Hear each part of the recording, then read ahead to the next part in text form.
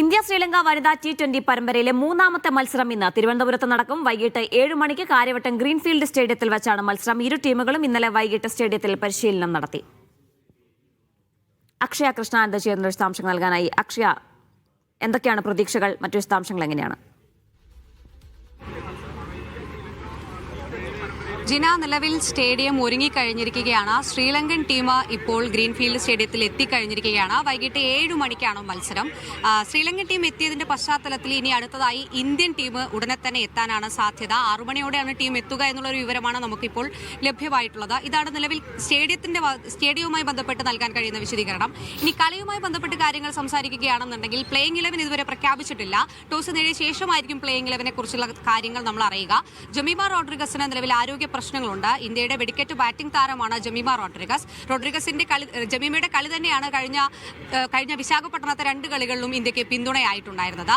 എന്നാൽ ഇത്തവണ ജമീമ തിരുവനന്തപുരത്ത് കളിക്കുമോ എന്ന കാര്യത്തിൽ വ്യക്തത ഇതുവരെ ലഭിച്ചിട്ടില്ല.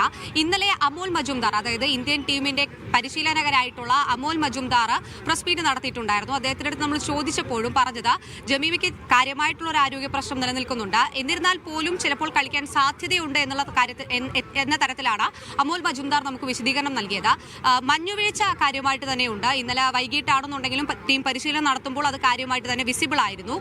എന്നാൽ ഇന്നലെ പ്രസ് മീറ്റ് നടത്തിയ ശ്രീലങ്കൻ ടീം ക്യാപ്റ്റനായിട്ടുള്ള ചമാരി അട്ടപ്പട്ടുവിന്റെ ഒരു അതിർത്തി ഇന്നലെ തന്നെ പ്രസ് മീറ്റിൽ പ്രകടമായിരുന്നു. കാരണം അവർ പറഞ്ഞത് ഉച്ചയ്ക്കാണ് ശ്രീലങ്കൻ ടീമിന്റെ പരിശീലനം നടത്തിയത്.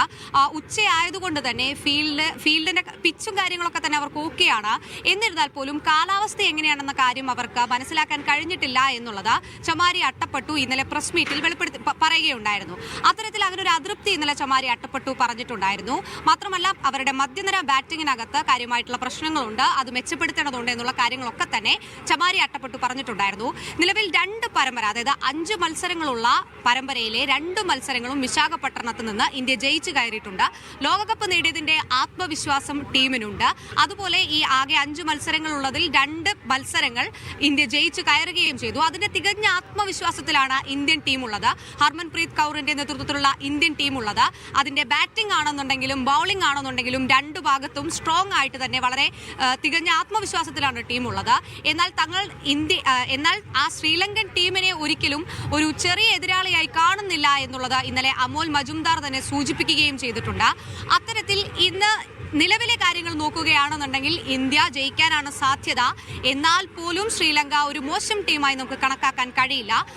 ഇന്നലെ അവരുടെ ഇംപ്രൂവ് ചെയ്യേണ്ട ഭാഗങ്ങൾ ഏതൊക്കെയാണ് എന്നുള്ള കാര്യത്തിൽ കൃത്യമായ ഒരു വിശദീകരണമാണ് ചമാരി അട്ടുപൊട്ടു ഇന്നലെ പ്രസ് മീറ്റിൽ പറഞ്ഞിട്ടുണ്ടായിരുന്നത്. അത്തരത്തിൽ അവർ ആ കാര്യങ്ങളൊക്കെ തന്നെ മെച്ചപ്പെടുത്തുകയാണെന്നുണ്ടെങ്കിൽ ഇന്ത്യൻ ടീം ഇന്ന് വേർക്കാനാണ് സാധ്യത എന്നുള്ളതാണ് നിലവിലെ ഘടകം.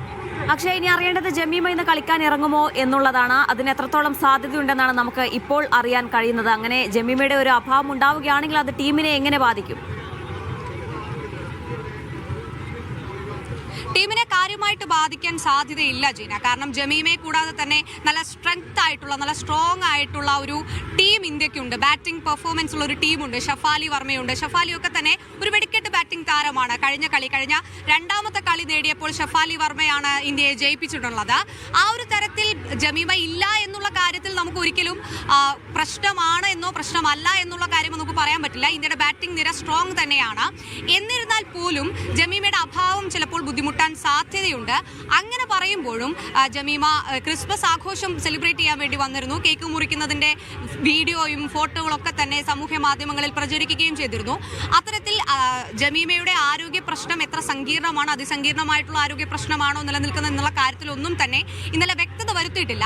ഇന്നലെ അമോൽ മജുംദാർ പറഞ്ഞതനുസരിച്ച് ചെറിയ ആരോഗ്യ ബുദ്ധിമുട്ടുണ്ട് ജമീമയ്ക്ക്. അക്കാര്യത്തിൽ പിന്നീട് തീരുമാനം അറിയിക്കും. പ്ലേയിങ് 11 പ്രഖ്യാപിക്കുമ്പോൾ മാത്രമേ ഇക്കാര്യത്തിൽ നമുക്കൊരു വ്യക്തത വരുത്താനാകുള്ളൂ ജീന.